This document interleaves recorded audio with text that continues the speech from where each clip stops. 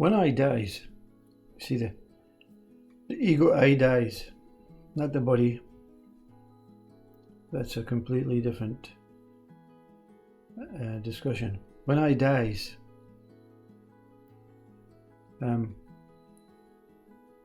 everything dies. Meaning, the thoughts that once existed, they still exist. But the structure, the content, the meaning, the association, the information, the knowledge about these thoughts, they die. So the words,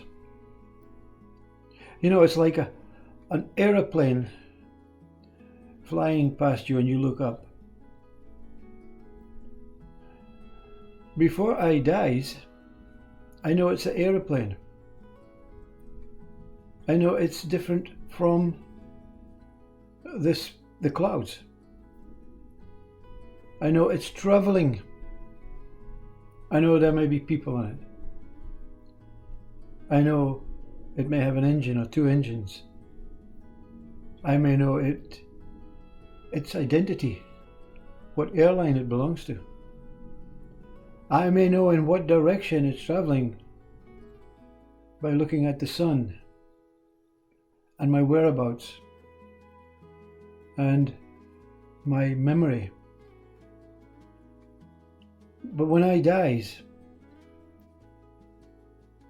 the only thing that changes, that aeroplane still moves. But all the information behind it, all the separation between it and the sky and the clouds and the geography and the directions and the identifications or the relationship that this body or this mind has with the identification of all the words and all the sounds and all the makeups of the airplane and what the sky is and what the clouds are, they cease to exist, you see. So the airplane becomes part of the same movement. You still know the name airplane. It's not about what the brain knows, you see. Because the brain cannot not keep the information, but it just takes a step back from what it used to think was important, to know all these words and these things, to create a story from a simple thing, to waste your time, your mind, your thoughts, repeating like the parrot what you've learned over years and years. So you let the information pass. It never leaves you.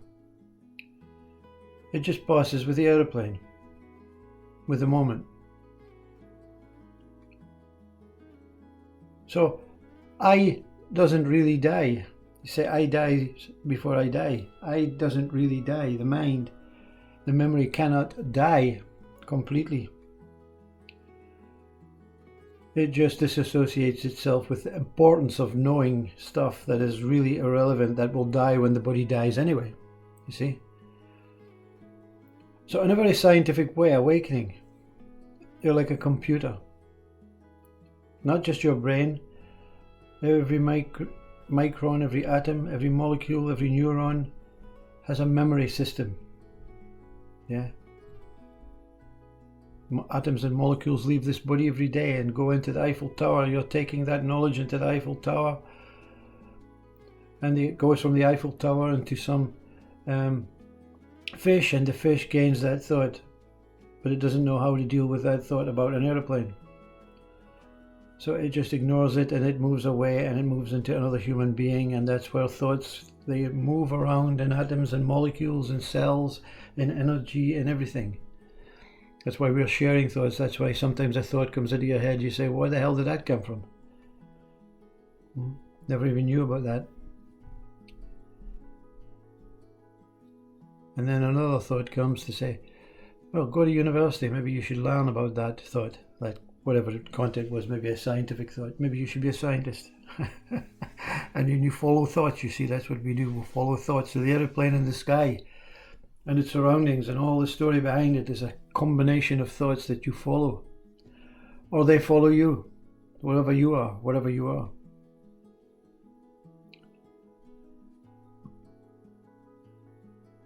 So, what dies, you see? This computer, this hard drive, we call a body. It slowly stops associating.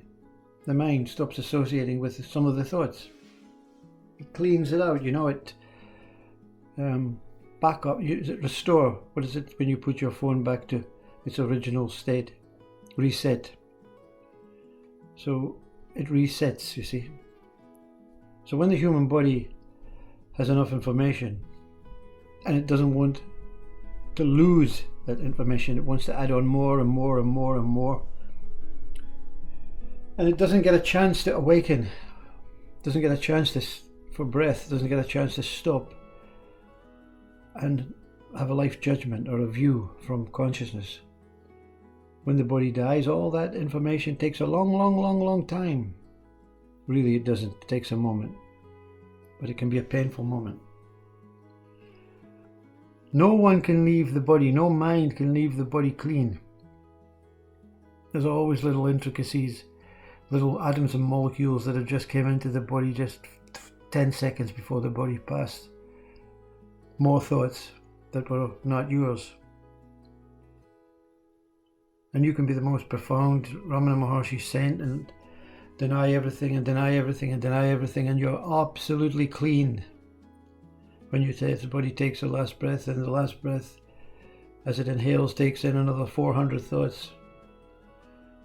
And you can imagine Ramana Maharshi just moving out of the body saying, what the hell, I did everything I possibly could. Now I'm going to have to wait for these new 4 clean thoughts to clean out, and while they're cleaning out, more thoughts are coming into the soul or the consciousness of whatever you are. It goes on and on and on and on and on. So there's nothing special. U.G. Krishnamurti says nothing is happening. Buddha says everything is emptiness. The Upanishad said everything is self. The Hindus say everything is Shiva. The spiritualists say everything is consciousness. The Christians say everything is Christ.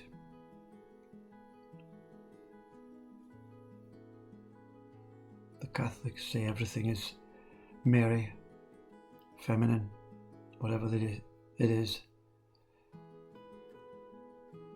Just thoughts. Beautiful thoughts. Beautiful thoughts, bad thoughts, complicated thoughts, simple thoughts. You see, there's no way any speaker, any enlightened being, any highly most educated man or mind in the whole universe can tell you what it's about, you see. It's all assumptions, all guesswork, all ways of trying to come to terms with being this. That doesn't mean to say you cannot live your life fully. Live through the depression, live through the anxiety, live through the Satchit and under bliss. This body had 7 years of unbelievable bliss where there's no memory, just a tingling of bliss that remains. But it's passing. You want everything to pass, even enlightenment. God confronts you tomorrow.